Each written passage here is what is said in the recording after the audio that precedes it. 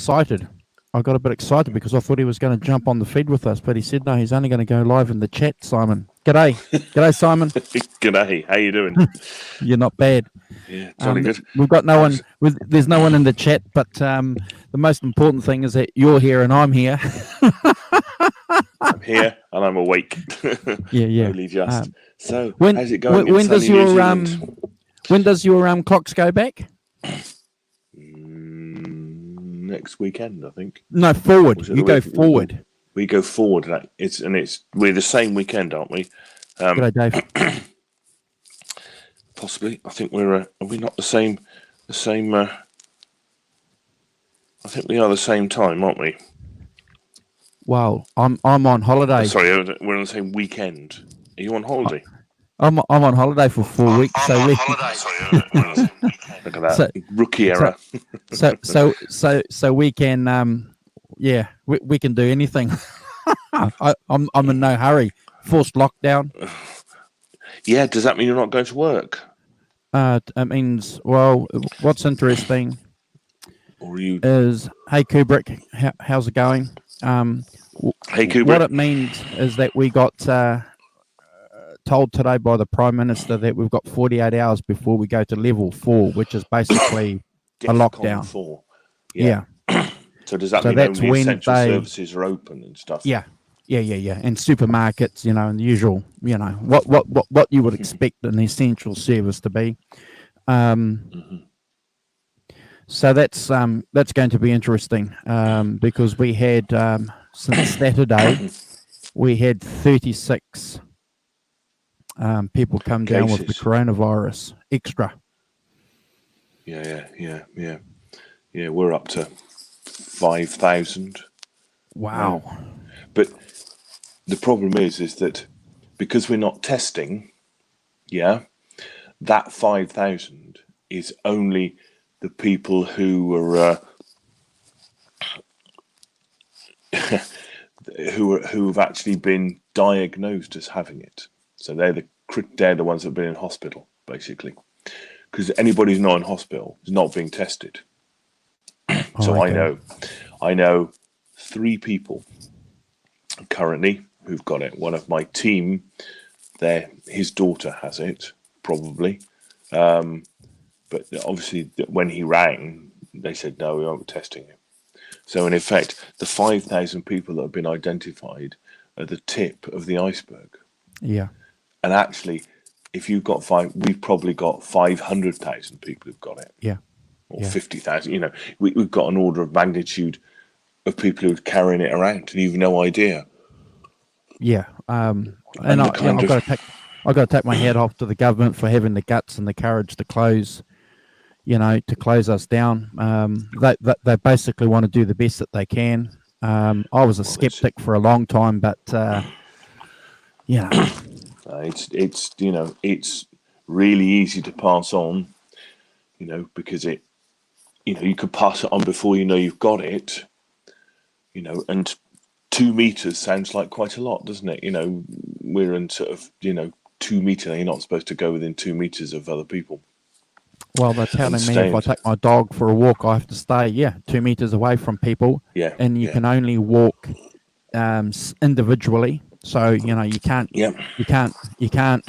I can't take my neighbour for a walk, and if we do, we've got to be 2 meters away. So it's bizarre. I feel sorry for all the people in industry, Simon. A lot of people have lost a lot of jobs over the last couple of days in the hospitality and the tourist industry. New Zealand thrives on tourism, Simon. Thrives on it. Yeah. Oh, completely. And we're seeing the same here. Obviously all the restaurants, pubs, most of the hospitality stuff is all closed here. There's nothing. You can't go to the pub. You can't go to restaurants have closed as restaurants. You can't go and sit in them. Have you seen Dave's comment? Do you think that the UK?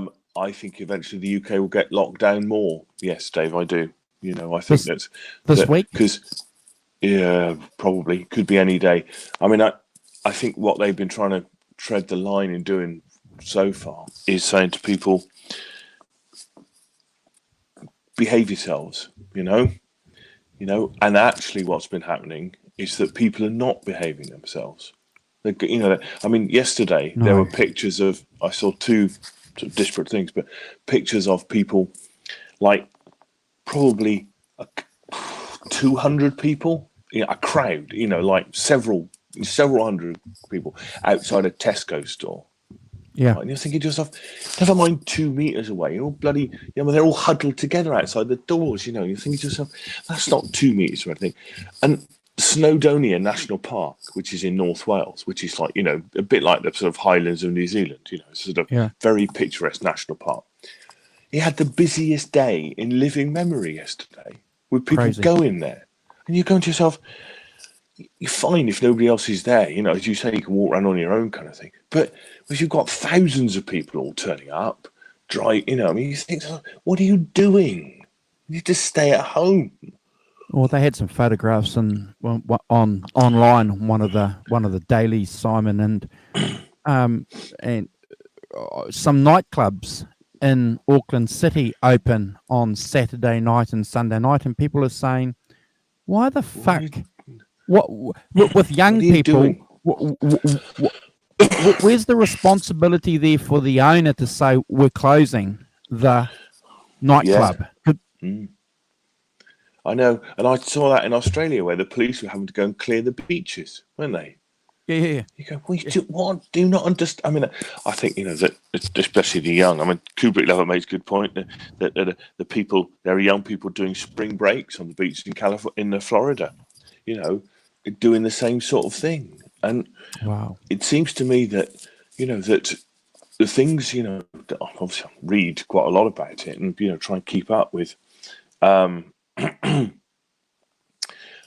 with what's going on, you know. And my understanding is that, you know, that actually even 2 meters away is, you know, is on the edge of not being enough, you know, because it, you know, the particles in your throat, you know, even if you don't know you've got it, you know, you do that kind of thing, you know, you're talking to somebody and, you know, moisture droplets come out of your mouth when you're talking, you know, not as if you've got, you know, something, but, you know, and those things, you know, spin on the air, especially outside, you know, and like, you know, and then you breathe it in, and I've, you know, suddenly, because you're downwind of me, suddenly you've got it, you don't know you've got it, you take it home, and the rest of your family's got, you know, it has a massive domino effect. I think one of the great things about the situation that we have here, Simon, is that all the cases have had overseas contact. So we haven't had what they call community contamination or community spread. Super contaminators, super spreaders. So if that happens, you know, well, obviously that's at a different level. If I catch it because I haven't been overseas and pass it on to somebody else, well, that's the problem. But most, well, in fact, according to the newspaper, everyone that's got it in New Zealand, the 56 people or whatever, have all had overseas contact or been overseas. But what's really bizarre about it though is that when they put on a self-containment rule on people that were flying into the country 2 weeks ago or a week ago, nobody did it. They're not. They're just not doing it. They're not. See, no. I think it's a misunderstanding. You know, it's just not understanding. I'll give them the credit. It's not understanding. You know, because you get home and you go, well, I feel all right, you know, a few days. Or, no, these are tourists, Simon. No. They're coming in from, I see, coming in to be tourists. Okay, yeah. We're not, what you mean it's not going to ruin my holiday kind of attitude. So off they go, you know. But I hope for the sake of the UK, I hope soon, you know, you guys are going to have a lockdown. We've got like what I would call half lockdown. So all the schools closed last week. Oh, okay. So you guys are lucky then. Yeah, we got no. See, the kids are not at school. My middle daughter Saskia, she's supposed to be doing her, in this country though, GCSEs. You know, her 16-year-old exams. Sure. First, you know, and she's not doing them. They're going to make it up. They're going to make their results up. Yeah. Out of coursework and what mocks they've done and all sorts of stuff. So she's not going. My two younger daughters, my eldest daughter who works in a garden centre, it's been closed for a week. Yeah. And probably likely to be, I mean, I don't think it's going to reopen in the near future. They might do some online stuff and some delivery stuff, things, but which seems to be the way that if you can, things are going, Well, Kubrick Glover's right. He's saying that scientists are saying that it's going to get worse before it gets better. Yeah. These are what the international scientists certainly are saying, Kubrick Glover, but over the last couple of hours, our chief scientist and chief surgeon is saying if all goes well, and crossing fingers, the drastic measure of a lockdown will have, we hope, I'm bloody hoping, an effect. But so we hope and pray that everybody that's watching the show and all our friends on social media are safe, and hopefully we can beat this nasty virus. As I said, in the UK is about, as of yesterday, I think, I don't know what the current thing is, but there's about 5,000 official cases. Yeah. But because we're not doing, because we're not testing everybody who might have it, that actually that figure is likely to be, if it's 10 times it, there'll be 50,000 people around the country. It says on the BBC website, there's a thing that you can put in your postcode, and it says how many people, so I put in mine, it says North Somerset. It says there are 5 people with the coronavirus in North Somerset out of a population of 250,000. Well, that can't be true. That is not true as of now. Yeah. There will be 5,000 people with it, not 5 people. So are you and your family self-isolating? Are you minimizing? Well, we've been self-isolating I've been self-isolating for 2 weeks. I haven't been to work. I can work from home, but I haven't been into work for 2 weeks. Good. My 3rd week not going in. No. Obviously, my kids have been going to school. Sure. Saturday been going to school, and Caroline's last week. She's been back a week from America. But she seems to be okay, but she's been self-isolating as well. So we're pretty much hunkered down. I went out on Saturday and did a week's shopping. Yeah. Try and keep myself to myself in Sainsbury's. But other than that, no. Like for instance, my mum, who's 84, she's been self-isolating for a couple of weeks already. Yeah, good on her. We haven't been curry with mum for a couple of weeks, and and I think that that you're right. It is going to get we might be in this for a period of months. Oh, my guitar breaks holiday got cancelled, thankfully. Yeah. In Italy, so the beginning of June. So I think that it's. That it's we are in for a really rough time, and economically, our government here is in a throes of putting in lots of money into people's personal lives to help them survive. So is our government.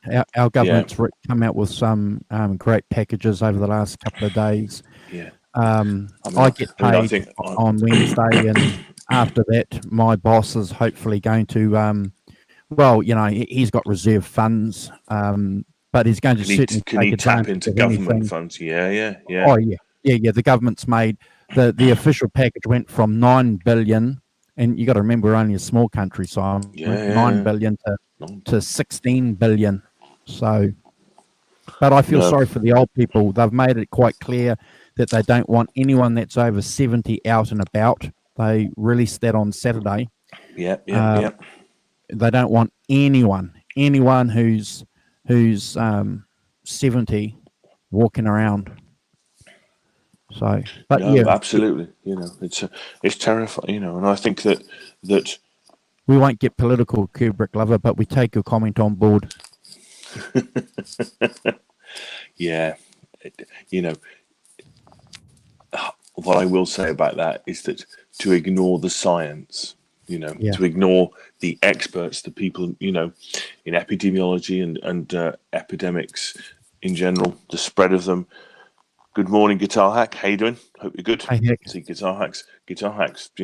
He's been laid off from work. No work, and Sorry, Andrew. Yeah. No. We just want to keep the. We just made a rule, Kubrick, Glover, all of us, that we were going to keep politics out of our show, and yeah. Yeah. No worries. It's fine. Don't be sorry. It's completely fine. But, Because once I get on politics, we'll never talk about anything. we're all in trouble. Soapbox for Mr. Walton. Yeah. We're all in trouble. Yeah. So that's the main reason why we don't have a rule of talking politics, because I love politics, and we're a music, and the whole idea about this show is a music and a guitar show.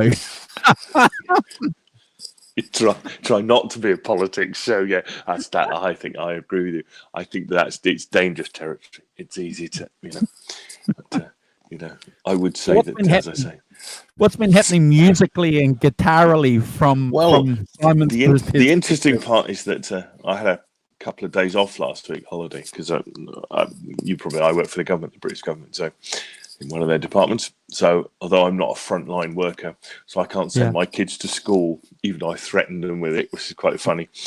You can go to you can go to school because I'm not a frontline worker, but so I'm very lucky and I can continue to work. So I had a couple of days off. It's the enforced lockdown. One of the great things to do is play your guitar a lot more. So I've had my guitar out in the, quietly in the sitting room, just playing away. It's really good. Yeah, I'm going to do a show, Simon, over the next couple of days. Did I see you put up a whole thing to talk about the gear you've had the last year? Yeah. Yeah. I was going to do that yesterday, but ran out of time. Had a few things I had to do, but that's something that I'd like to do over the next week or so. But I think we have to be positive, don't we? And use the time well that we've got. And I think that YouTube has a really important part to play. I think that I notice people going live more. That's good. Yeah. I think people can get into chats and things. I think that people are releasing more videos and things of stuff. See, Hack's been making stuff. Yeah. Awesome. So I think that the upside is that that people who are not working are able to sort of do leisure things. Sadly, I'm going to be working, so I'm not even do so much. While Hack's here in the chat, I'm just want to how does this tone? Is this too loud?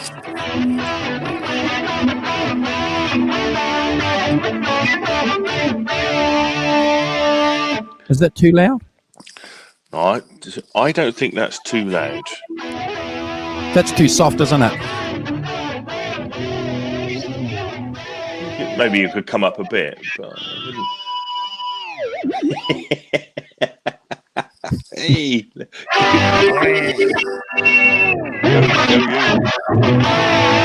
I don't want to be too loud because, like you and I have said. So I think that's on the edge of being too loud myself. You can go to a lot of channels and it's just too loud. Mr. Gibson said it's not too loud.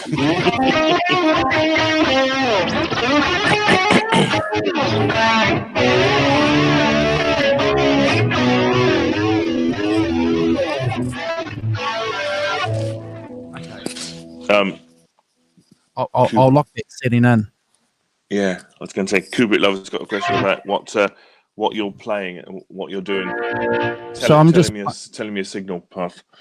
So I'm just playing through my THR 30 into my interface, and I'm just playing my 5150. Hey, Soda.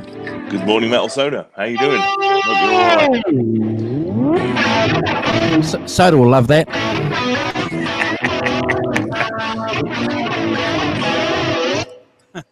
Yeah. Hey, yeah. Come on. Well, that's right. You better listen to it back, won't you? See what you think of it when it's in YouTube land, because it's quite difficult. Yeah. Well. Like how you doing? I don't want to be too loud.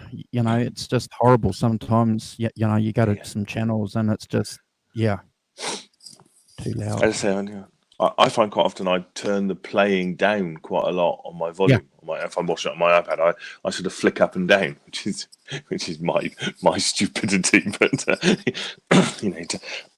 turn the playing down, then turn the voices back up. And So, they how do seem you to think cut through more.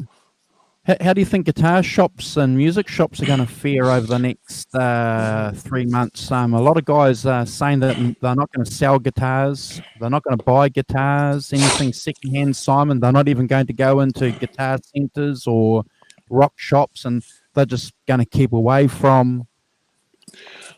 Well, I think that hopefully they've got a good online trade that will continue. I think that I noticed that. Yeah, you don't count hack and the is it too loud? Never Yeah. too loud. Yes, if it's too loud, you're too old. Yes, Spoken like a true Gibson Les Paul fanatic. He should call himself Gibson Hack, really, shouldn't he, rather than Guitar Hack? Yeah, I think so. He sold everything else and just has Gibson Guru. Gibson Guru. Yes, yeah, it's like Fender Guru, Gibson Guru. Yes, Guru. Yeah, but the thing is though, I don't know anything about Fender. At least the Gibson Guru total will fit aptly on Hack. That's quite right. Yes, could be another. That's fine. It's fine. I hope the government does this. The government's going to do the same thing here, and I hope it does more, pumps more money in. I mean, I've heard things here about people wanting like everybody gets, 1,500 quid or whatever it is. So everybody, regardless of your status, anything, you get basic money, to survive on. I wouldn't do that, but anybody who's not working, you just get, you don't have to apply for it. You just get something, which I think is probably, if you want to keep the economy, awake and kind of moving slowly, that's what you have to do. And keeping guitars, people, if the whole, it's great sway, millions of people are being laid off from the leisure industry, restaurants, bars, clubs, blah, blah, blah. They have no money to spend on anything, never mind a, pack of strings. Yeah. That has a massive knock-on effect to other areas of the economy, really. And if the government are going to pump money in and do it, I think they should go the whole hog myself. And we should all get a basic salary, regardless, for the duration, until you can go back to work. Yeah, I think you're right, Simon. It's not a fact of if someone's going to buy another guitar or a second-hand guitar because they're scared they might get the virus. I think it's a thing that a lot of people are going to be financially in a situation where they're probably just, buying a guitar, no matter how cheap or good the deal is. A lot of people are probably going to pass. Indeed, yeah. Because they don't have the money either. People are trying to sell things if they're feeling a bit strapped for cash, but then they're not the people, who are going to have the spare cash to be able to go out. If you're, because all of a sudden, it's going to be lots of people are not working. And those, see big places close down, and they have a knock-on effect to smaller places, suppliers, and the supply chain gets severely affected, by big places. Now I noticed that McDonald's are going to close all their restaurants here tonight, is it? And that means that not only McDonald's, but all the it's close all its UK restaurants. 1,270 and employs about 135,000 people. On Wednesday evening, all takeaway joints in New Zealand, Simon, have to close. Closed. That's all interesting. See, we haven't closed. That's your local chippy.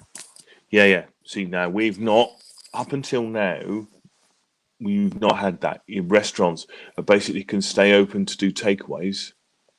Wow. And but obviously not. You can't go in and sit down at a table. Yeah. But you can. But yeah. So they've been doing takeaways up until now. I think that, and they're also, they've been doing shops. Have been doing only one person is allowed in at a time, kind of thing. to keep the social distancing thing going. How long's Guitar Hack off work for? Because we all know what Hack does. Indefinitely, I think, aren't you, Guitar Hack? You're indefinitely. Because I think because the schools here in New Zealand closed today too. So all schools are closed for 4 weeks. So ours have been closed. Ours are closed indefinitely. Wow. Yeah, they put off the exams. You know, my daughter's exams were going to be GCSEs. Were going to be in May, so that's 2 months away, and they're gone, finished. No A levels, no GCSEs, nothing that 16 or 18-year-old kids. I don't know. Universities are different because they're more private sort of organisations. They have to make decisions themselves. But Hack's a teacher, Kubrick. Yeah, he's a teacher. He's a scientist. He's a scientist. So don't muck with him, man. He knows all about it. Yes, yeah. Virologist. Yeah. See, he doesn't know when he's going back. Wow. So, you know, and he can't gig. There's no gigging. No, there's nothing. Gigs. We've had all our gigs blown, and I mean, he's had loads of gigs. He's a mad scientist. And by the way, Hack, 7 is too many. 7 Gibsons is too many. And 8 is too many. I know some people say that probably 1's too many. Contentious. I need a cheap one. Yeah. Got a deal on it. It's a different colour. See, it's the trouble with Gibson, isn't it? They can't make a bloody standard guitar to save their lives, can they? They all sound different. Oh, really? How does that even work? But have you heard any interesting news lately from Gibson? No. What other than Heritage are suing them? Yeah, which is quite for trying to bully and harass them into the agreement they've had in place for 25 years or whatever it is. So how does that work? Well, the Heritage are doing a protection thing, aren't they? They're suing Gibson before, because obviously Gibson have been sending them, have been going against their agreement that they've had for 25 years or whatever it is. I think it's the early 90s. That I think it's worrying. We're in the guitar community. What you don't like to see is big people threatening little people. No. I don't understand what that's about. I don't understand why. I saw a thing where Gibson was saying to them, we've got more money than you, and we're going to drive you out of business, kind of thing. And you just think to yourself, oh, you've read it as well, yeah. I didn't imagine it. That's amazing. But I say to myself, what is the point in that? You had an agreement with Heritage Guitars. I don't really understand. They had an agreement because they got all that old equipment that Gibson used to make guitars and templates and stuff. Your guitars are going to look like Gibsons, aren't they? Well, like everyone else's do. But to kind of turn around and just start. I don't know. I don't understand I don't understand what whether it's because one thing I did read is that they that seemingly they're not owned by JC and Co. I mean, he's just and Cesar and Marco Ignasi, but amongst others, that management team is put in place by the owners. Now, I don't know if. Do you think the owners are directing that? Look, I don't know. So in effect, they're saying to JC, look, right, I want you to do this. We want you to, we want you to go after these, and it's like, and he doesn't. It's really not his call, like it should be.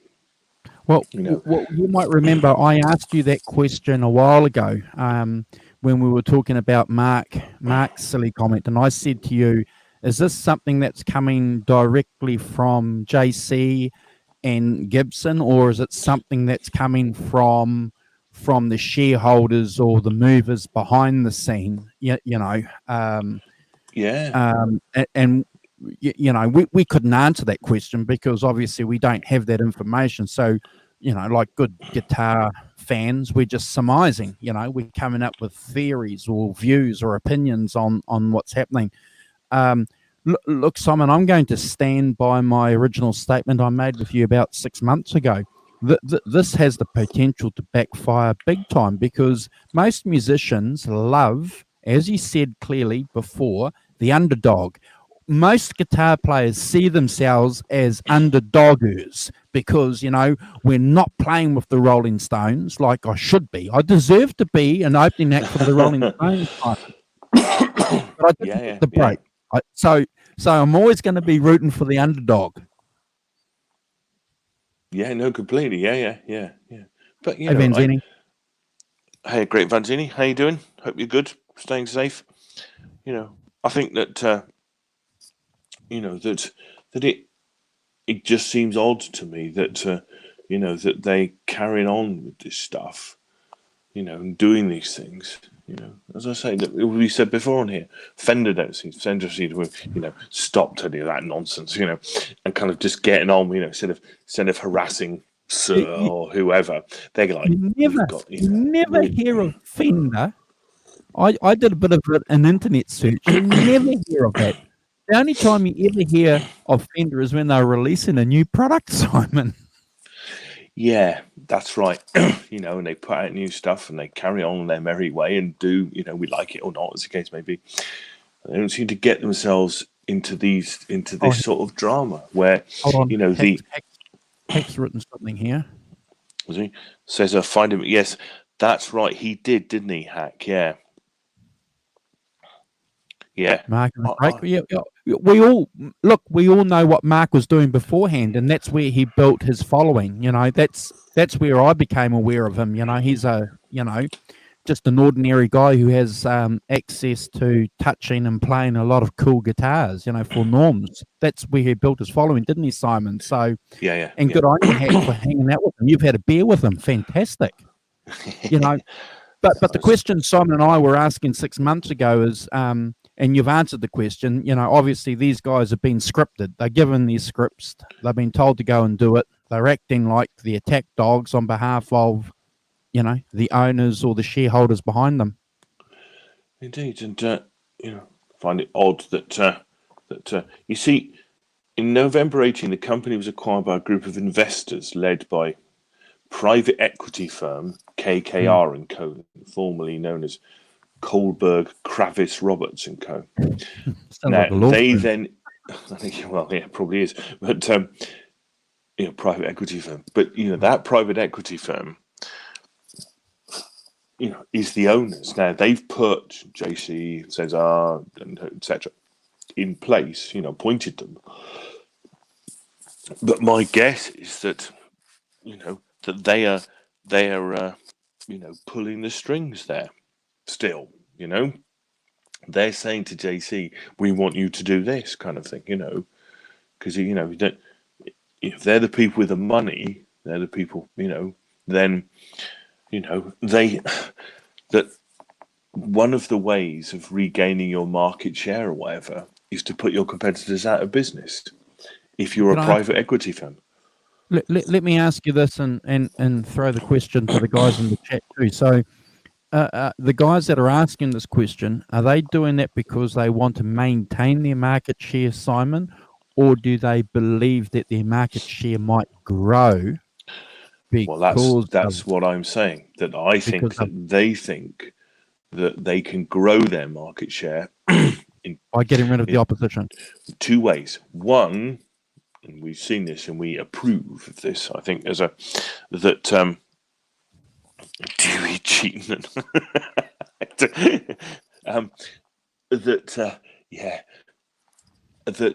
The 2 ways. The first way is that they make sure the relaunch of Epiphone into the mid-range. Yeah, so you can buy a Gibson at various price ranges. A bit like the Fender thing. The Fender model is you buy a Fender at any price point you like, can't you? You know, if you want to spend 100 quid on a Fender Squire, you can buy one. If you want to spend 250 quid, you can buy one. If you want to spend 500 and so on, all out the train. No, I think that the Epiphone thing is a way of, you know, filling that gap. So you've got mid-range stuff, and then you've got the Fender stuff. But the other way of doing it is to put your competitors out of business. You know, to threaten them. You know, so what you do is you go after people, don't you? So that what you want is for the Gibson shape to be only made by Gibson, you know, a single cutaway and stuff. Interestingly, I noticed they've not had a go at PRS. I mean, not in the last, you know, I know they did 15 years ago, or whatever. Mafia lawyers or something. If these guys worked for the mafia, or if the mafia graduated to law companies and law firms where they go around and put the heavy push, you know, on. Well, you know, that would be my surmise, is that they're you know, they have a two-pronged, you know, the private equity firm who are renowned for their, you know, humanity and you know, not are actually giving them a two-pronged thing. One, as I say, reorganize the brand so that you've got a Gibson in every price range. You know, do the designs work on the Epiphone so that you know, make sure that, you know, as I say, you got the range. You can buy a $1,500 Gibson, a $2,000 Gibson, a $500 Gibson, an Epiphone. You know, all the way through, and that, you know, so that's one side. The other side is that actually, guys, you're going to look around at the market and go, who's making our guitars? You know, Yeah. You know, who can we get market share from by going and saying to them, stop, you know, you don't have to put them out of business. What you want to do is stop them making the guitars that are shaped like yours. Yeah.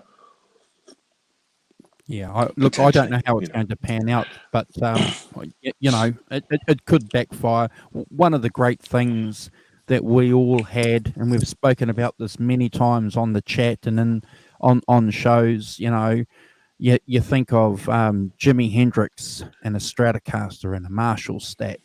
You think of Eric Clapton with a Gibson SG, you know, or an ES335, you know, Jimmy Page with his Les Paul, Simon, you know, these are images which are burnt our subconsciousness.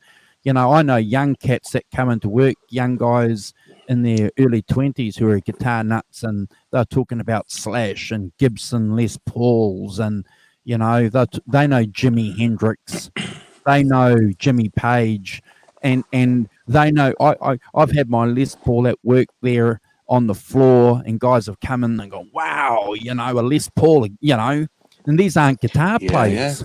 Yeah. No, completely. It's an iconic brand, isn't it? I mean, that goes way beyond the you know, so the guitar playing world. Burn that and rubbish that with law. Yeah. I look, I don't know the corporate world. I don't know. So.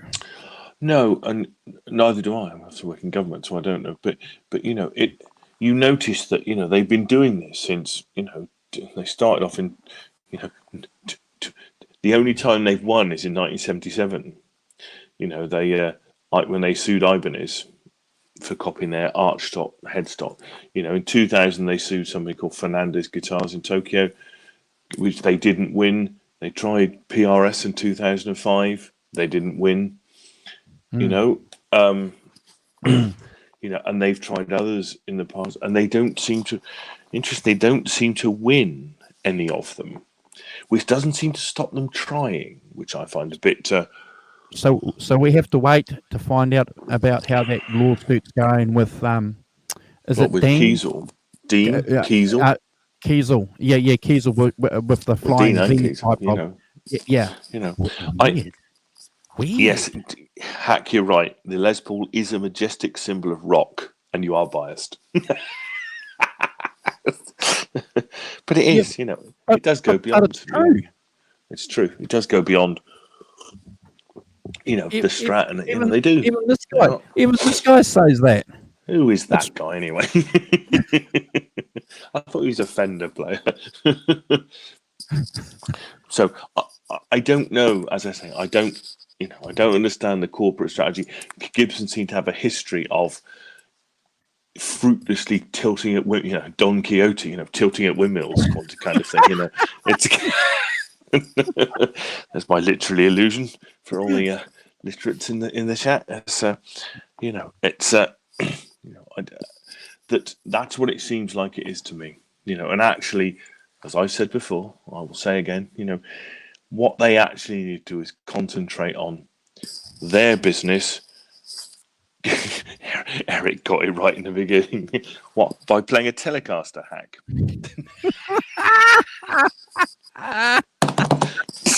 Thank you very much. Here all week.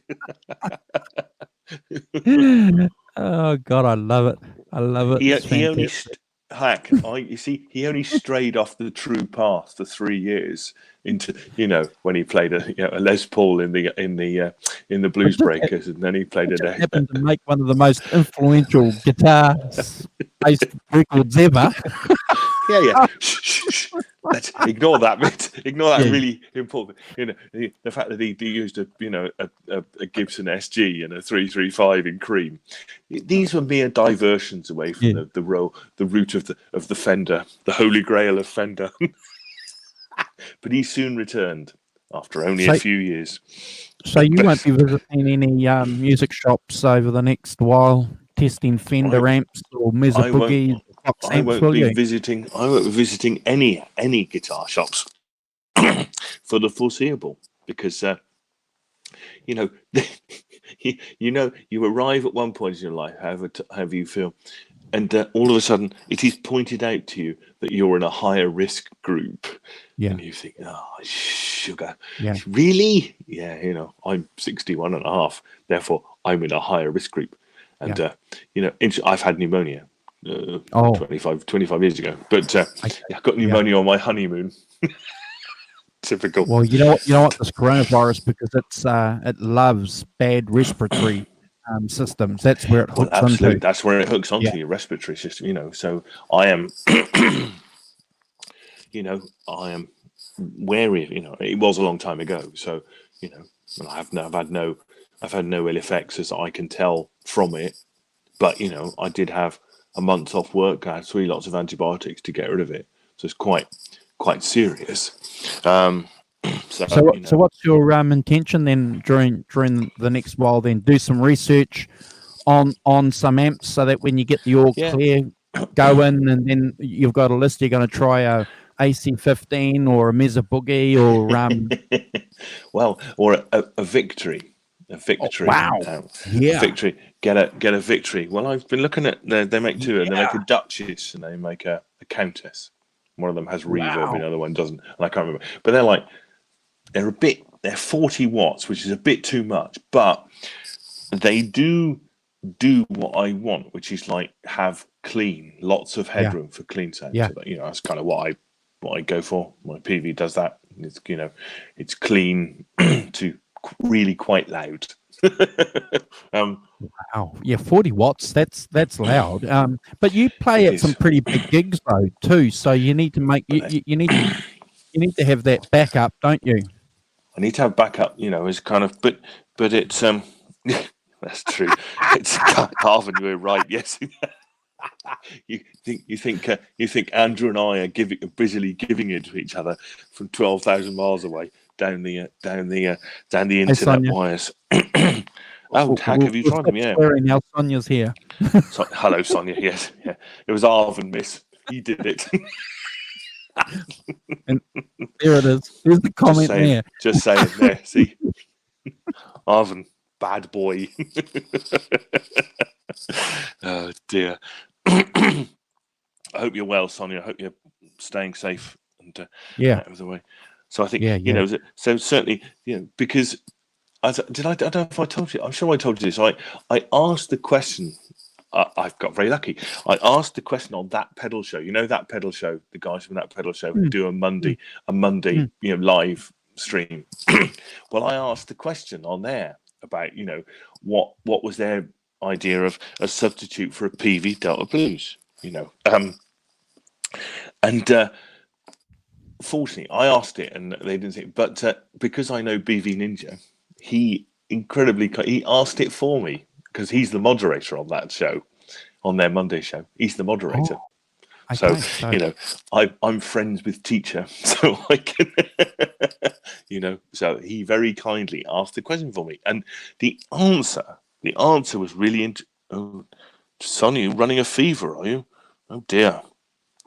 Oh, not running a fever, so doing well. Thank God. oh yeah, that's I good. think I'm running a fever then. Got it. Yes, don't do that.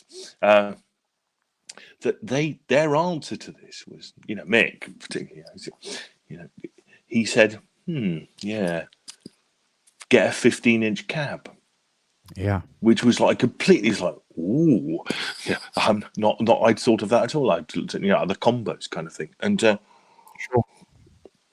this set me off on a completely different kind of thought pattern, really, because 5 miles down the road from me, that way,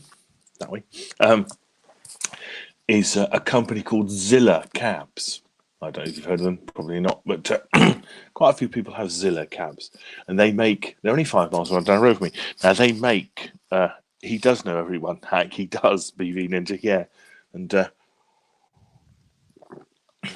very nicely for me, he knows who I am, so he asked a question for me, which is really cool of him. But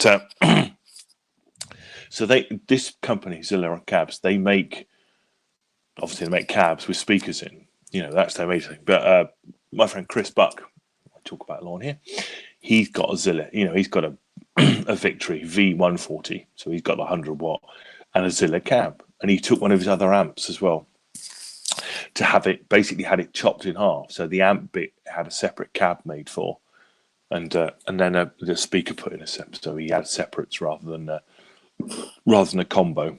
I think it was really heavy. It's one of the ones he uses. Sonia, it isn't, and that's very kind of you. It's you know, it was really interesting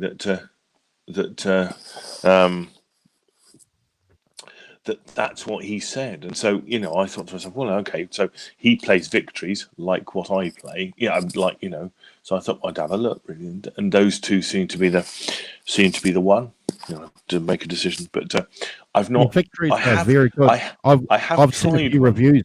I've tried I one on our Guitar Breaks holiday, but I can't remember what it was you're lucky. like. All the reviews I've seen are outstanding. Richie Kotzen has one. He's got his own signature one. I thought he Has had a a very PR. Does he have a Victory or PRS? Victory. Richard, doesn't he? Does he have Victory? Oh, okay. Yeah, he's got a signature Yeah. Victory amp. So and I think Rabia did a couple of reviews on some He Victory does. too. He plays. He's got a Kraken, hasn't he? Which is Yes. not. He's not. That's not my thing at all. No. don't want a Kraken necessarily, but you know. So that's kind of. I'd like to try one out maybe, but when you know, again, to kind of just check it out really. But that's kind of, you know, and obviously, Cab has. Hack will be able to tell us about this, but you know, I mean, hopefully the weight goes down, but you've got two things. So it doesn't matter what cab you get so you buy your Victory head, and it doesn't matter whether you've got a Zilla cab or you've got an EVH cab or a PV cab. You can probably just turn up to a gig just taking your amp if you don't want to take your cab. If the local gig is supplying the cabinets, you just turn up with your guitar and your head, and away you go. I must say, I don't think I've ever. I can't remember ever playing a gig where the back line has been provided. Okay. Quite often PAs get provided, and that happens, but certainly when we. Okay. Right, so Hack's played it. Hack's played. So what is the Richie Kotzen one? Is that a sort of a metal one? Because that what that does, I can't remember off the top of my head. Well, from what I remember, it's got exceptionally nice cleans, and then it cranks up, obviously, because he's got a lot of songs that he plays. Because he plays a bit of funk, a bit of that that clean kind of Fendery kind of, you know, tones in some of his songs, and then he likes to shred. Yeah. But Victories, they're about $2.5-3 grand just for the head here, Simon. You know, they're £1,000 top of the range. They are here. £1,000 here, you know, Wow. which is kind of what I'd expect from a, you know, but you know, consider buying a second-hand one kind of thing, is it? Built-in tremolo. It's got tremolo. Yeah. My PV has tremolo in it, but I don't use the tremolo, so I don't mind about the tremolo. I think I think I mind a bit more about the reverb, but I never played my Trem when I had my Vox, Simon. Never. To be fair, I don't like the Trem sound. I'm like you. I love the reverb. oh, I I'm, do. I like I've got to reverb. have Yeah, reverb and a bit of delay. reverb and a bit of delay, bit of something. But oh, Great Vanzini, with I think I don't know which Great Vanzini you've asked. Neck as thick as they say, heavy. I don't know what. We talk about amps. I don't know if you wanted to know about a guitar. Great Vanzini. Sounds like guitar, which is something else. But so yeah. So currently, I did think it was a really good, because obviously the thing that Mick Taylor knows about this stuff, took away was that the PV has a 15-inch speaker. It's not a 12; it's 15. I've got the 15-inch speaker, and so therefore to get that kind of bit more kind of bass response, a bit wider response to the sound, then actually the key thing you need to get was a 15-inch speaker cab, not a 12. Now I thought that was a really good answer, and kind of, as I say, so I don't know what to. So he's talking about Kotzon's Telecaster. Is it? And I've played that too, and that is phenomenally wide. Beautiful guitar. The finish is fantastic. It was a tobacco Telecaster with belly cuts. Oh my gosh. Yeah, I was lucky enough, though. I had a work colleague that had one. And Simon. But you've got to have hands the size of shovels to play it, have you? But I wanted to steal it, Simon. I was trying to work out a plan how I could steal what, down your trousers? Is that a Kotzen down your trousers, or are you just pleased to see me? I was sinning venially by working out how could I steal this guitar from my friend. But Arv and I agree. I've got my PV's 22. It's an old US one, US made one. It's not a China one. It's made in the US, and it's a great amp, but it's 22 years old, and I'm just slightly nervous about it, to be honest. It having broken a couple of years ago in quite a big way. That I don't really have a backup. It's got to be under 20. It's got to be an under 20 for Simon. It's got to be anything that's over 20 when it comes to amp. Yeah. Over 20. But so maybe that is the way to go with it, really, and kind of feel. But of course, yeah, that's exciting. So that would be exciting, and that would be a really interesting route to go down, because I don't think those Victory heads are not very big, so they're not very heavy. Get a single 15-inch cab. I hope it's not. I mean, I've said here on before I had my PV, I had a Hiwatt 100-watt and a 412 cab that was built out of like 1-inch ply. It was just, one must have weighed about 400 pounds. You could have lived in it, It was immense in every way. It was immensely heavy. It had an immense sound. Kubrick Lover, he does play a PV, but he doesn't play the PV Delta Blues. He plays the 5150. He has a signature amp, and that's a very kind of metal amp. I don't know what the clean sounds like. I've never played one, but it's 100-watt, and it's kind of it's not where I am as a player particularly at all. So the Delta Blues is much more where I am. Yeah. Oh, yeah. Because the PV is based on a Tweed Fender. That's I don't quite know what it is. I've been told that it's based on a Bassman. Good night, Soda. Thanks for joining us. Soda, take care. Yeah, and stay safe. Yeah, stay out of the way and stay safe, man. But the good thing about a PV, and I had a Blues Junior for a while, is you could put a nice overdrive in the front of that, and it's just fantastic. You can get at bedroom levels for jamming at home. You can get a good crunchy sound. Yeah. Even on my PV, I'm sitting them, and kind of, just turn it down to 1. You still get, I can still. Actually, it doesn't, you can't crank it because I haven't got a master volume. Oh, so but it does. It has 2. I That's Yeah, right. You that's, just cope, don't you? yeah, I don't know. I don't know what having a master volume means, so I don't care. But what it means is you know that it's got two channels, but each yeah. channel's got a volume, and the second channel is the distortion channel. So it's got how much distortion you want, and then how loud it's going to be. But all the So that's how Victories have a master channel, though, don't they? They have a master volume. they do. Yeah, Yeah. they have a master So, volume. You see, so you even can at low levels, you'll get you can really wind nice up there. tone. You can Yeah. wind up. But to be honest, I feel the tone is. I feel very comfortable with the tone on my PV, putting it on one. So, you know, I'm not overdriving it, but I'm not particularly looking to overdrive it. You know, I mean, I just plug my guitar straight in. To be honest, I mean, I don't know about you. I practice quite a lot, not plugged in at all. So therefore, Yeah. to have a little Yep. bit of, you know, I don't need to have it on 6 to feel an enjoyment. You know, I can have it on 1 and just, you know, I mean, for me, one of the great objectives in playing is how can you sound good at low volumes? Yeah. You know, how can you, you know, so that you know you don't have to turn it up to 6 and kind of, you know, and give it tremendous amounts of welly before you think, well, you know, I'm interested in how you can play it on 1 or 2, 3, you know, and get the sounds that you want. You know, Well, so I play a get lot of those volumes.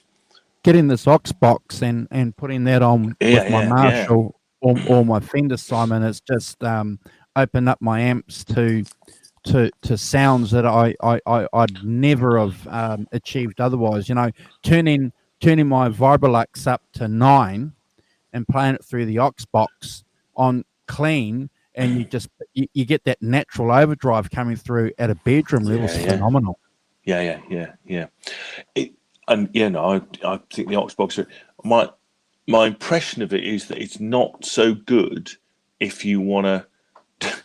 If in a gigging scenario, I could be wrong about that. I saw Rhett Shaw had a go at gigging with it, didn't he? And he wasn't that.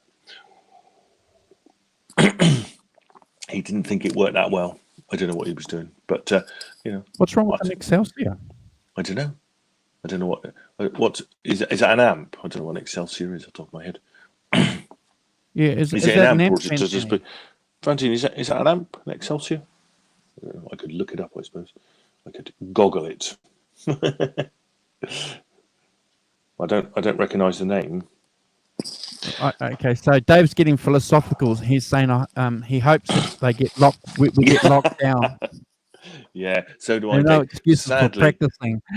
Sadly, the great flaw in this brilliant plan of yours is that because I work for the government and I run a team of project managers, that I've got to work. I work in bloody IT, don't I? So what happens when you work in IT? Oh, I can work from home without any problems at all. I've sat here for the last 2 weeks working from home. I could get my computer out, log into the network as if I was there. I've got my phone for teleconferences. I carry on as normal. Completely as normal. So yeah, for me, sitting on the sofa locked down, yeah, we might be locked down, i.e. I don't go in the office, but for me, the general, you know, I have a team of upwards of 50 people that, you know, I feel that yes, sadly, I won't be sitting on the sofa too very much because at 9:30 this morning, I've got to do the team call, you know, which people will be dialing into, which is fine. But yes, I'll still be at work, so at least I'm earning my money. But so the Excelsior Simon, please, go on. What is it? The Excelsior is the Fender Pawn Series amps that came out a couple of years ago. 2 rave reviews. So yeah, sorry for being a little bit behind the 8 ball there, Vanzini, but yeah, nothing wrong with those. Right, okay. No, that's interesting. Pawn Shop Series, yeah. Pawn Shop. Oh, I think I didn't realise they'd done any amps. So they've got like Pawn Shop guitars. 1950s grill type of amp. Yeah. Oh yeah, came out around the same time that the bass breakers came out. Oh, there we are, an Excelsior.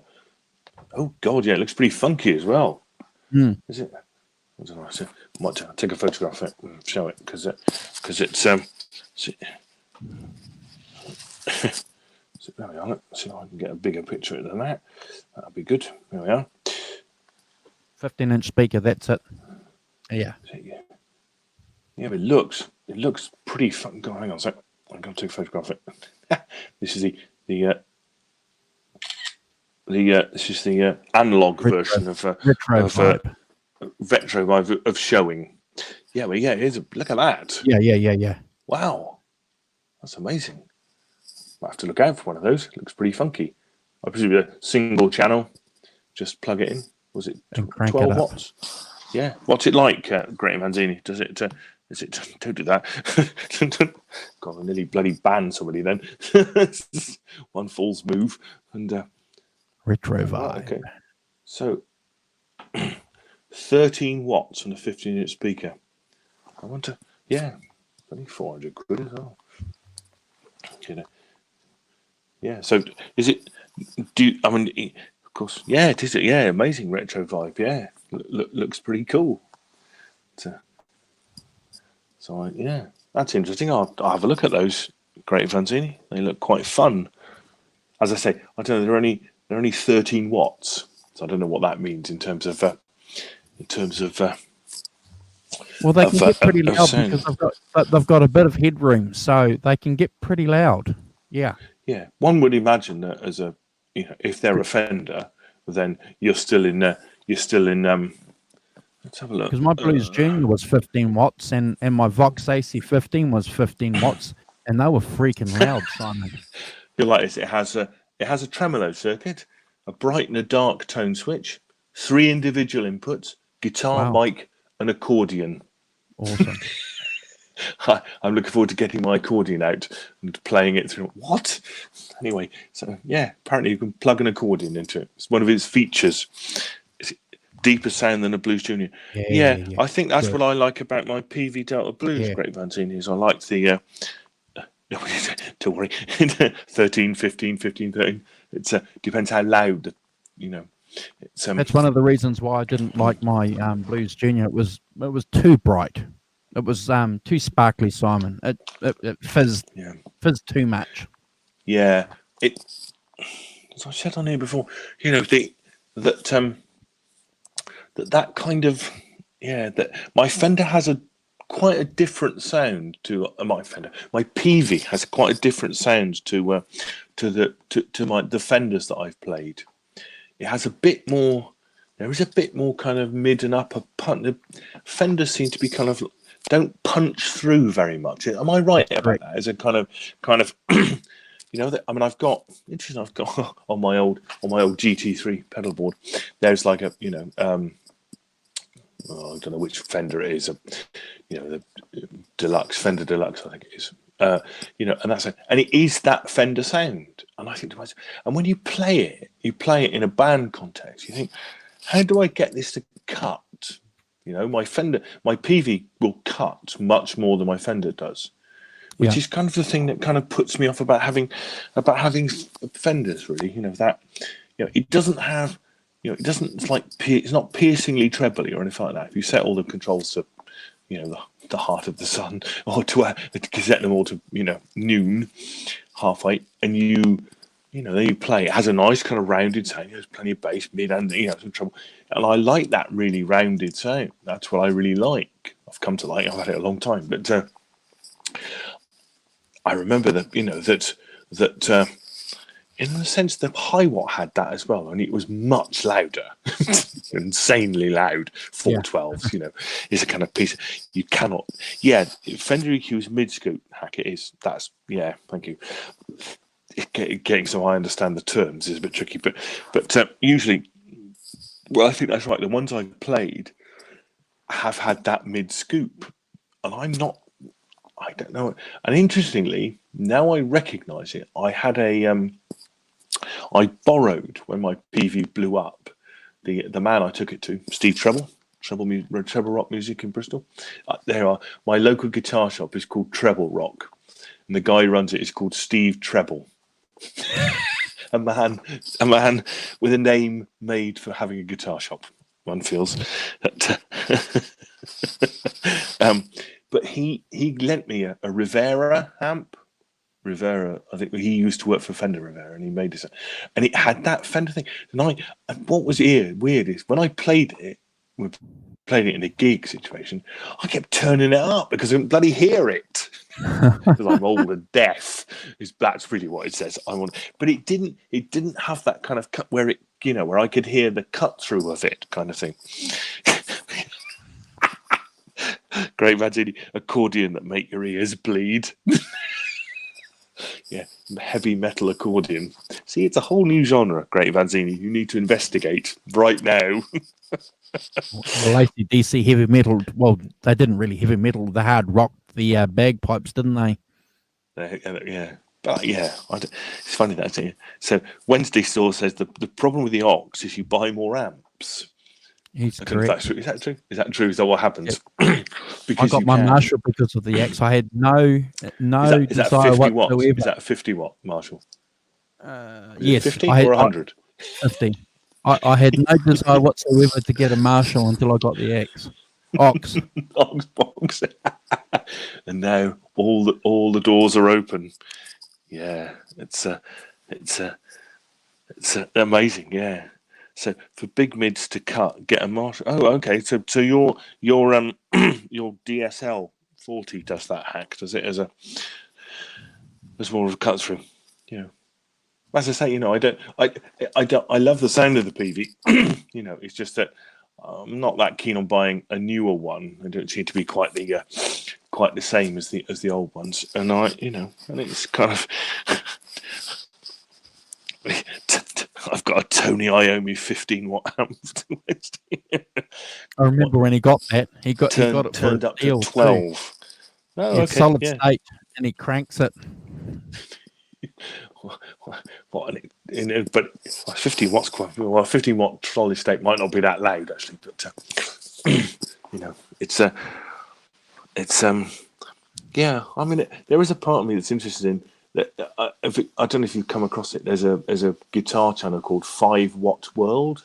You come across it? Yeah. Keith Williams, really interesting. Yeah, he does lots of interesting, short histories of, which are fantastic. Anybody who hasn't seen those, check that out. It's Tube. Look, Wednesday still said, look, it's not Tube. Oh, it's Tube. Oh, sorry, brother. Sorry. Shame. Sorry. No, Tube, sorry. Sorry, Mr. Iommi. That's right. A metal grill with crosses. Of course, it's metal the grill with Pantera crosses. Guitarist who liked solid state. Daryl. Dimebag. Dimebag. That's right. Sorry. Oh, that's right. It's got voodoo. It's got voodoo stuff on it. Yeah, it's got crosses. And Bat's blood. Yeah, and it plays backwards. It says, "Follow the devil." It's got backwards mode. It's got a backwards guitar mode that says "Follow the devil." Yes. Which is what you need, really, isn't it? Go Tube or go home. Look at that. Hacks laying down a marker against which wall will be judged. Yeah, I think that's a good idea. Yeah, that you should have a backwards mode on the Wednesday. You need to investigate that backwards mode, see what happens. But yes, I mean, that kind of that. You see quite a lot of people. There's quite a lot of people you discover are using, like Mike Campbell. Used a little, the little Fenders, the sort of 12-watt ones, kind of thing. Mic it up, and that's what he kind of, that's what he kind of used for his sound. Neil Young's got a little Fender, that he mics up. Clapton's using little Fenders now, Keith Richards. Keith Richards, couple of little Fenders mic'd up. Are they little 15-watt ones, or Blues Juniors or something, or kind of 30? Well, they Blues Deluxes. 40 watts is, but that's Blues small Deluxe compared to what they used to use in the 70s and 80s. That's true. Yeah, stacks and yeah. I sympathise with that. Everyone gets older and doesn't want to lug that gear around, do they? God, I mean, that high watt I had was, it was really heavy. I mean, hefting it around was, or hefting it in the back of a car was. I could see why. I can see why. Why Clapton wanted Marshall to make him a 50-watt combo he could stick in the back of the car. I do. Make a bit lighter. He did. Kenny Rogers passed away this week. Islands in the stream. That's right. That is what we are. Yes. That song was See, number 6. channeling Sorry, your inner no, Kenny that was Rogers. number 1 for 6 weeks in a row when I was a young fella. Yeah. Oh my Yeah. gosh! And I remember the going to a Gambler and all party of that. Yeah. with my parents and Right. sitting there watching all these old people getting drunk and singing that song 20 times in a row. Now I'm one of these old people. Yeah. Yeah. I have to say, not in my arena of particular likes. I own no Kenny Rogers records. Shame. Oh, The shame is mine. But he was fine. Did a long time. Well done. I think at the end of the day, he was a bit of a rock and roller, in that country and western scene. Kenny Rogers in the first edition, he a bit more rock and roll. Yeah. I think it was a little bit more rock and roll in that country and western scene. Bit of a Merle Haggard kind of character there for a little while. Mm-hmm. Yeah. As I say, I kind of that. What it's like when you're, in the sort of 70s and stuff, and it's like that's much too, much too middle of the road for me. I'm much more cool than that. I like rock and roll. Oh yeah. It's not until you get a bit older where you can tip your hat to a lot of stuff. Tip your hat to people. Yeah, if it's not your most favourite thing, you'd get them out every week, kind of thing. It's and anybody who has a career that long, that longevity thing is, hats off to them. 60s to 2015. I think his last tour. I think I read. Phenomenal. That's good going. For anyone. 81. It's Hack's going to bed. Yeah. Good night, Hack. Cheers, mate, for joining. It's really cool to see. Yeah. Hey, I'm going to be going live a few times before you bugger off over the next 4 or 5 weeks. So if you're out and about and online, maybe we could hook up and do a show together. Something. Yeah, that'd be Cheers, cool. Hack. Yeah. Yes, indeed, Sonia. Yep. Charlie Daniels is still going. Charlie Daniels played on Blonde on Blonde. There we are. Yeah. Bob Dylan's Blonde on Blonde. Charlie Daniels is played on that. I take my hats off to these guys. Mickey Jones in the first edition, was he? He played with Bob Dylan as well. He played Bob Dylan's. He was live that mad 1966 tour where everyone booed. He was the drummer on that, wasn't he, Mickey Jones? So apparently, Waylon Jennings had the number one hot band in country, and Kenny Rogers and the first edition were considered number 2. As far as a band, the first edition. The bass players and Dylan. I think so. Yeah, Mickey Jones. I'm sure there probably aren't 2 from that thing. So Mickey, the guy from the Dylan Boo tour. That's a great 66 world tour. Yeah. And Wednesday store, Dave, when you're on lockdown too, you can jump on with Simon and I and talk about your Abbey Road tour that you promised that you'd go live and tell us about 6 months Dave. ago. Yes, Dave. This is what you call cyberbullying, by the way. We're not going to forget. We won't forget it. Yeah, we never forget things that happened 25 years ago. Last week, it's all gone. No, but it would be nice if you could jump on and tell us about Abbey Road and some of your experiences over the last couple of years. Good. It's wait a minute. The Mint ad at the bus stop. He was the biker-looking guy. Who's that, Grave Anthony? Kenny Rogers or Mickey Jones? See, I'm now getting confused. That's not difficult. It's got to be Mickey Jones. He was the biker-looking guy. Was he? Oh, because he was a bit of an actor, Mickey Jones, wasn't he? Yeah. I seem to remember. Yeah. I do. Yeah, but it's but let's just look him up. But it's funny, isn't it? How sort of the crossover of people. There he is. Yeah, he did. Yeah, yes, that's right. He did play in the first edition, and he played drums with such actors as Trini Lopez and Bob Dylan. They are. Okay, Van Zinger's got another little tidbit here for us. Mickey, the original Abbey Road sign. Wow. Blimey. That's true. After the breakup of first edition in '76, he concentrated on his career as a character actor. Wow. There you are. I see. Yeah.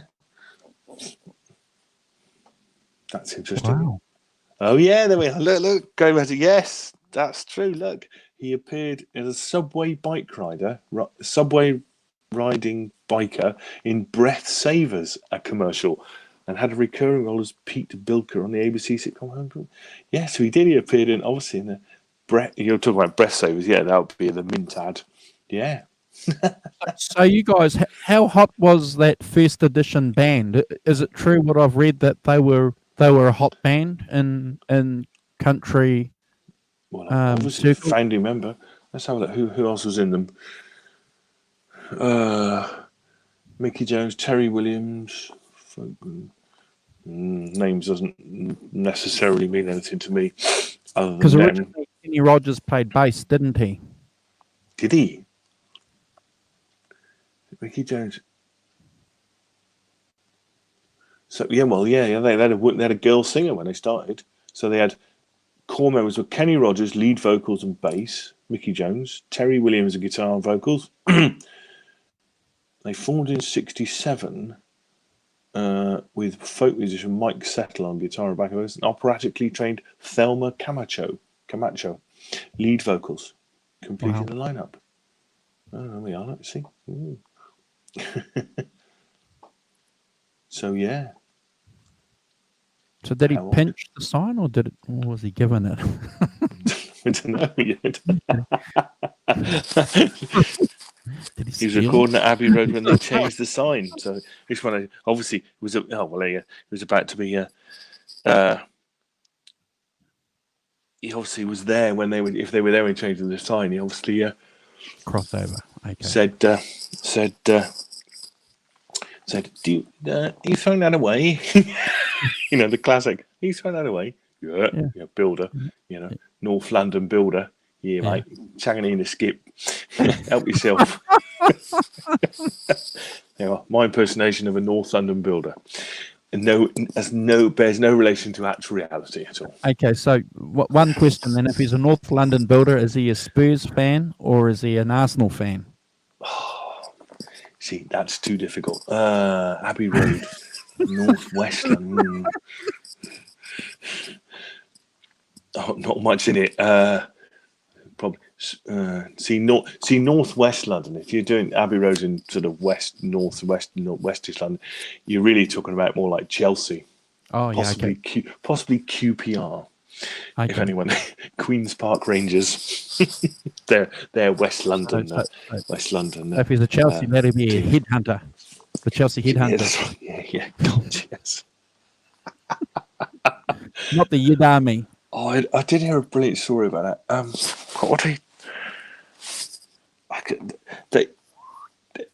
They made a documentary about Millwall. Do you know who Millwall are?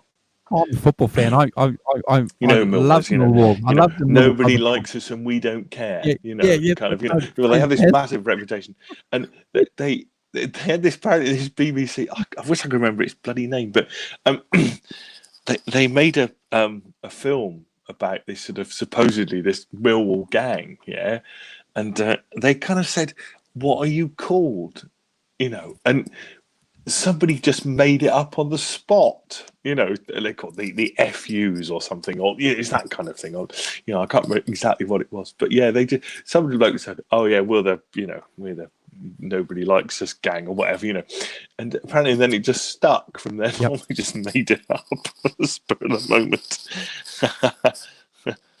Apparently, when Millwall played the Cops, the Bobbies, they'd have twice the amount of police turnout for separating Millwall fans from other fans than, so if it was Spurs playing Liverpool or anything like that, because their Bother Boys were there for a fight, weren't they?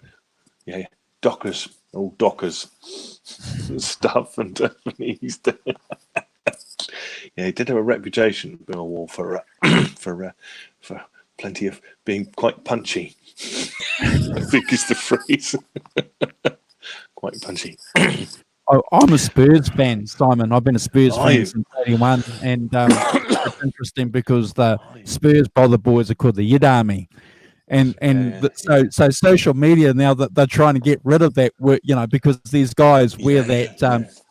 As a Spurs fan, I'm part of the Yid Army, and I wear that banner with pride. But they don't like that now, so they're trying to get you away from saying that.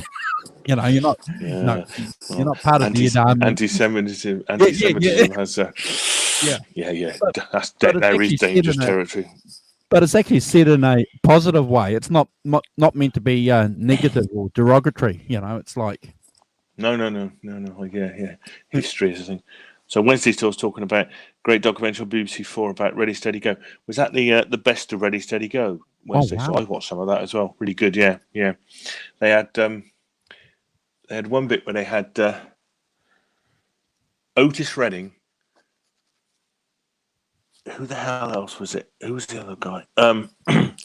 Chris Farlow. And who was the other person singing? Three of them singing together. I can't remember his bloody name. Yes, well, yeah. I think in the 60s they taped over stuff Wednesday still. You're right. They didn't necessarily keep stuff, and occasionally things get found in people's private collections of things. The Yid Army. Careful with that axe, Eugene. We don't want to get struck off YouTube, do we? In North London, Arvin, there's a lot of Jewish people. They've been there for over 100 years. So you've got Spurs, Tottenham Hotspur, and then you've got Arsenal, and both teams have historically a lot of Jewish support. And so the Spurs fans during the 70s and 80s, when Bother Boys were running around kicking each other in the nuts, the Spurs fans were called the Yid Army or Yiddos. And half of them, Yiddos, God, really. over half of them weren't Jewish guys; they were English guys. So, yeah, it's one of those very English things. Yeah. Only makes sense to an Englishman. Yeah. And these days, it's not. Yeah, it's dangerous territory these days, as the Labour Party have found out in the UK. Anyway, getting back to more. Great Vanity says, like an American bandstand type show. Do you mean Ready Steady Go? Great Vanity. Yeah. Ready Steady right. Go was exactly like a Great Vanity sort of pop show, predecessor to Top of the Pops kind of thing, and had everybody on. But yeah, who the hell else was the other singer on it? Oh, I can remember. Wednesday. Who was the other singer with Chris Farlow and Otis Redding? Yes, Arvin. Yes, proud to claim the title. Yeah, I think maybe back then, I don't know whether it applies so much these days. But sorry, I'm just having to look up now because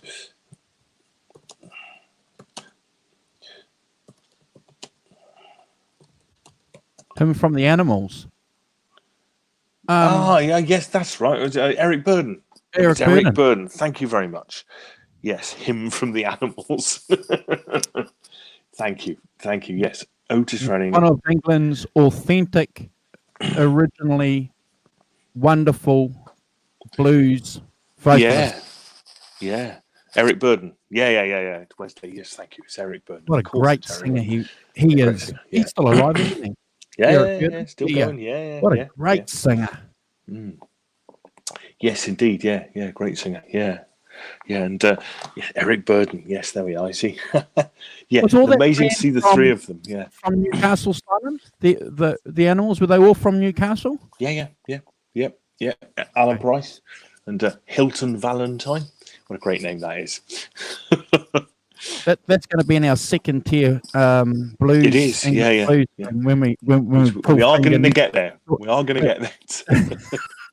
But don't you think Hilton Valentine is a great name of blues, the British Connection? Yeah.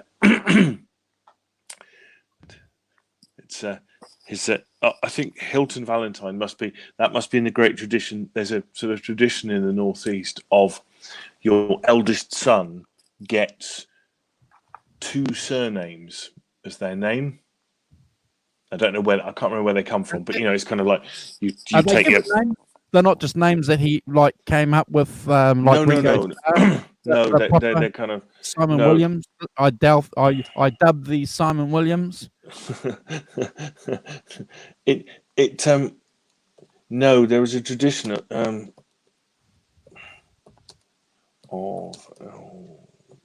let's see if I can if I can remember. Yeah, there's a thing where they take where you have a sort of 2 surnames. So there's quite a well-known actor in the UK who comes from the Northeast. He's called Robson Green. See, 2 surnames. Yeah.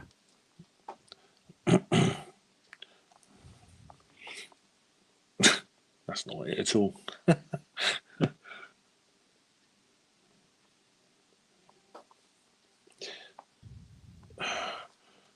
No. It's kind of your grandfather's surnames or something, or that kind of thing. It's there's just. Well, here in New Zealand, we've got this interesting working class tradition with some people, the 1%ers who like to call their children sons after like cigarettes, like Benson and Hedges, or God. Yeah. Yes, really? Or Rothmans, or Winfield. Yeah. There's a lot of Harleys. There's a lot of Harleys in New Zealand. What after Harley Benton? Harley Davidson.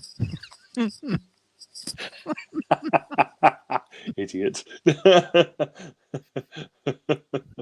Oh dear. So you play the trumpet, do you?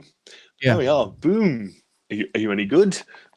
Oh, I can you string a couple of chords together. I was going to say, you need to get somebody to throw a few pennies into a hat if you were to pop out to your local shop. I can play a bit of So What. Can you? Mm. Well done. Bit of Miles Davis. It's excellent. Oh yeah. I was playing that yesterday on my guitar. Yeah, it's beautiful. Yeah, it's I play not really any other instrument, interestingly. Although I did when I was a kid, I did try various instruments to no avail. I didn't like them. I tried the cornet. What else did I try? Flute a bit. I can get a sound out of them, but I never took to them. I think my memory of the cornet player was that he. His way of teaching. This is the 1960s, by the way. His way of teaching was to whack you over the hand with the edge of his ruler if you were doing it wrong. Yep. It's oddly, this didn't work for me. No, it doesn't work for me either. You'll be amazed to hear that being whacked across the knuckles with a ruler is not a way of motivating me to learn an instrument.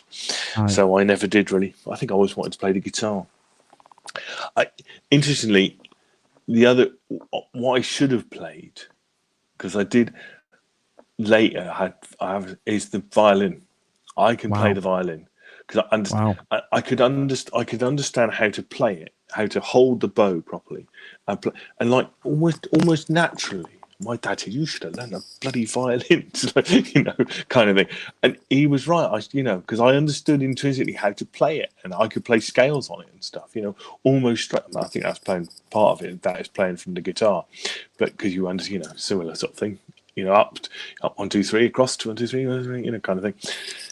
Easy to do, but especially while you're playing Kubrick Lover, being whacked on the edge of with the edge of a ruler. So it's quite difficult to do notes properly with that. if you're asking me. But so I don't really play any other musical instruments. I'm a one-trick pony on a piano. I know one chord shape, which I can, which you can move up and down. So I can do A major, and then I can play all major chords. I can play the ukulele a bit. Sonia, yeah, good on you. Started on the ukulele. Well done. It was before. I don't think ukuleles were invented when I tried them. Certainly not in schools. There was only the recorder. Really, everyone learned a recorder at school. In fact, they gave you a recorder. I think you should have a go at doing anything that you want, especially as you get older too. I think one of the biggest mistakes that we make is that we get into this idea that we think because we're 30, 40 or 50 that I can't start something new.